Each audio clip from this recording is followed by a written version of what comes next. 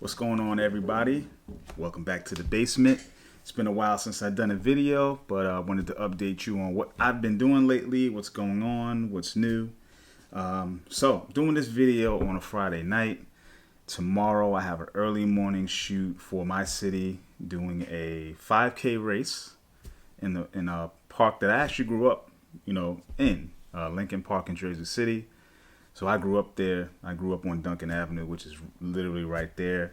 So I'm hired by the city, the cultural affairs department to, take photos for the 5K race. So I'm excited about that. So my plans are to bring the XT2 with the Sigma 18 to 50 as my standard, general purpose. And then I'm going to use the Panasonic GX85 with the 35 to 100 f4 to 5.6 for my, telephoto work. So it's going to be outdoors and bright light. So I don't need anything fast. In the past, I did use my Viltrox 85 1.8 as my telephoto option.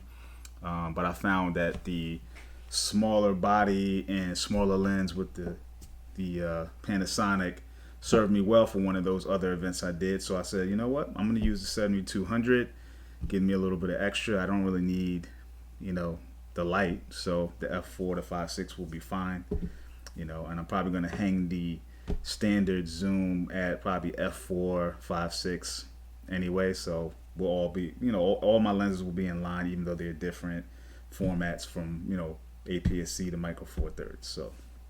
So that's that. And then on another front, I will be going to Virginia next week on a business trip for work.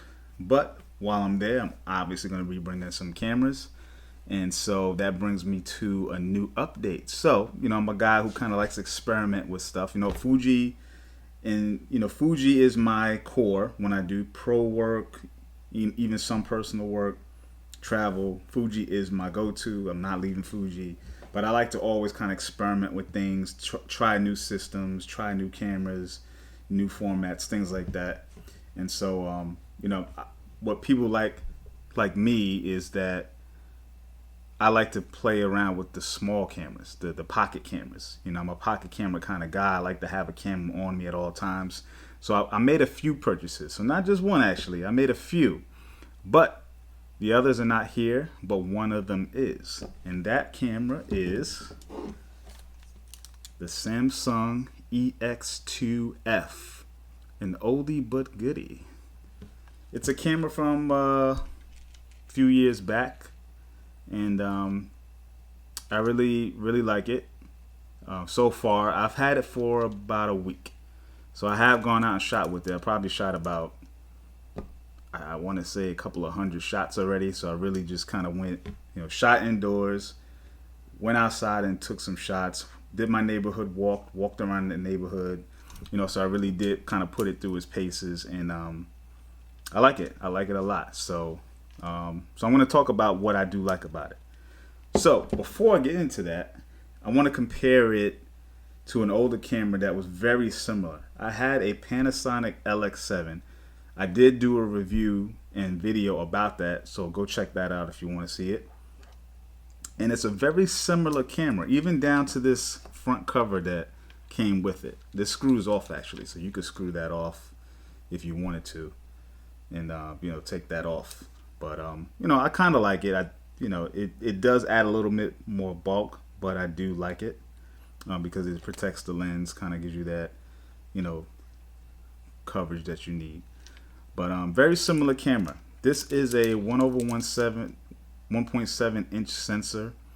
Has a 1.4 to 2.7 aperture, and then it has a 24 to 80 millimeter lens. So you have that standard zoom, fast standard zoom at that, in this small body.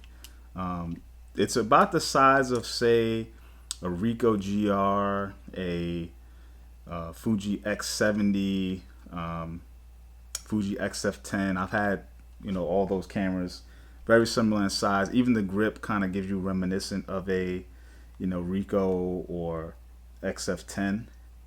So it gives you that similar look. Definitely good this is what I like better about this than the LX7. The LX7 didn't have much of a, the ergonomics weren't as nice, so that's the difference.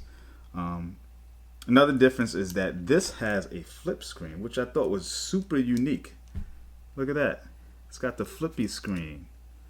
For a camera this small and something that came out way back when by Samsung, who is not in the camera game today, that I found was pretty interesting. Like, you couldn't find many cameras, period, of any style, DSLR or otherwise, that had flippy screens like this. You know, it wasn't too many, you know, maybe, you know, some mirrorless from Panasonic, but they didn't do it in the small bodies, and I wouldn't expect a smaller body to have this flip screen, but I find it pretty interesting because, you know, if you did want to do some vlogging with it, you know, you don't have a mic input, but if you want to do some very quick video blogs and get yourself in it, you could do it with this and, you know, take decent photos.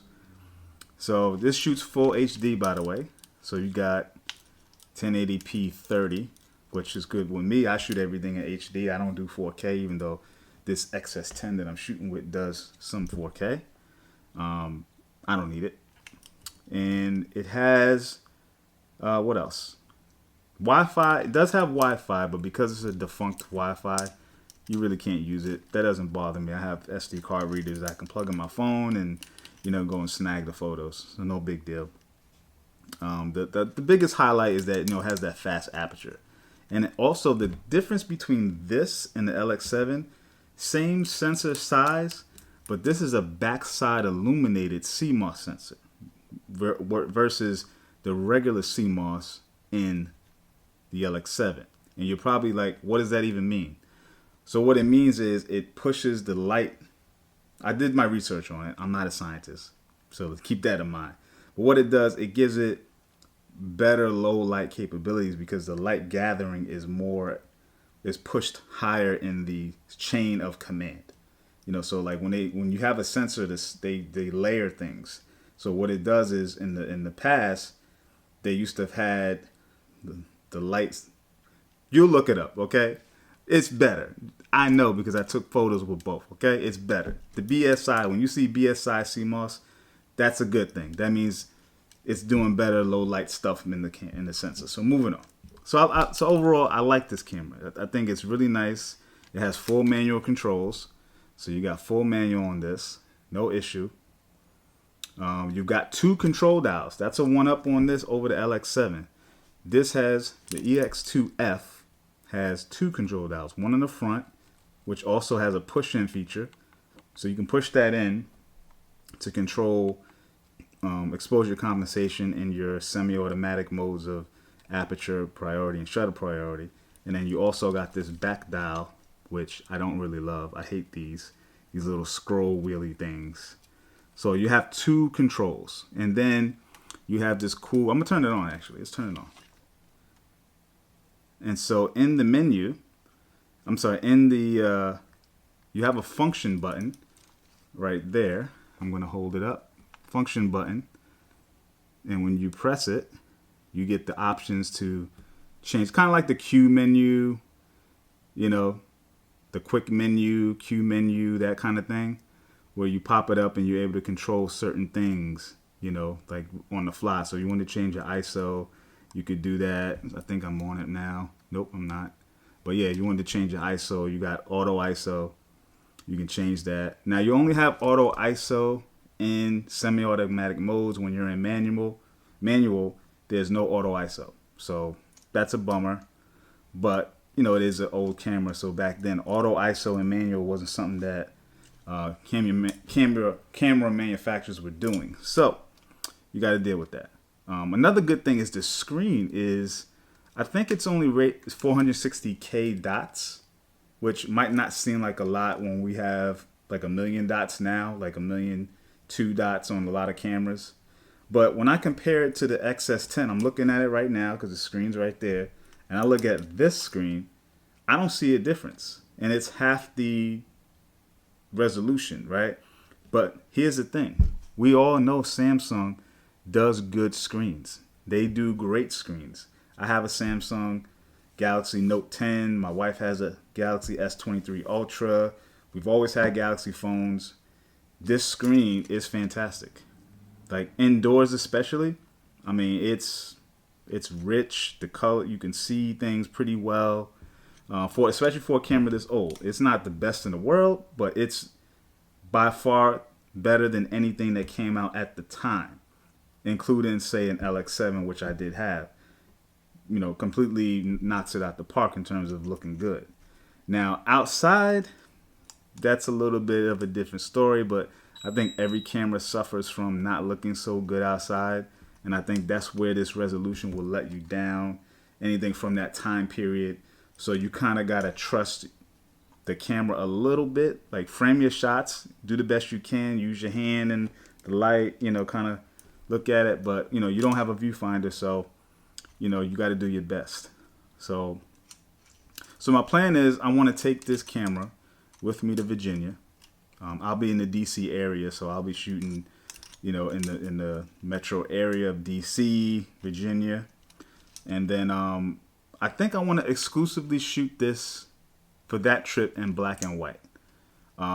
This does shoot RAW, and that's a great thing, but I think I want to shoot this in black and white and really take advantage of the JPEG engine and, you know, really honing in on that like vintage camera feel. You know, this can do great colors, and you have RAW and all that. But I think a camera which I'm not taking so serious, like this is not a serious camera for me. It can do some good stuff. You can do what you want to do with it. Obviously, it's not a professional camera, but I don't want to toy with editing so much on this. I want to just capture and share. And so I think I want to play around with just having an exclusive black and white camera and something that's going to be, you know, pocketable and already, you know, with me at all times. Decent, you know, has a great zoom range of 24 to 80. You know, it's got a low enough aperture. You know, why not take this as my only camera? I'll have my phone and a mic, you know, to plug a lavalier mic to plug into my phone and do some video if I want to do some vlogging while I'm away, and I'll bring a tripod and a, you know, stand for it to do some stuff, and then just this will be my photo shots, you know. So that'll be it. So just wanted to share that. That's an update for now. I got nothing else. I'll report back with how I think this is for long term. So this is definitely an oldie but goodie. Got this on eBay, so you know, if you're interested in something like this, I don't know how many more of these are out there. I'd imagine that these didn't sell well, and that whoever has it still probably has it and didn't really, you know, let it go, or you know, maybe they went to trash somewhere. But I'm holding on to this.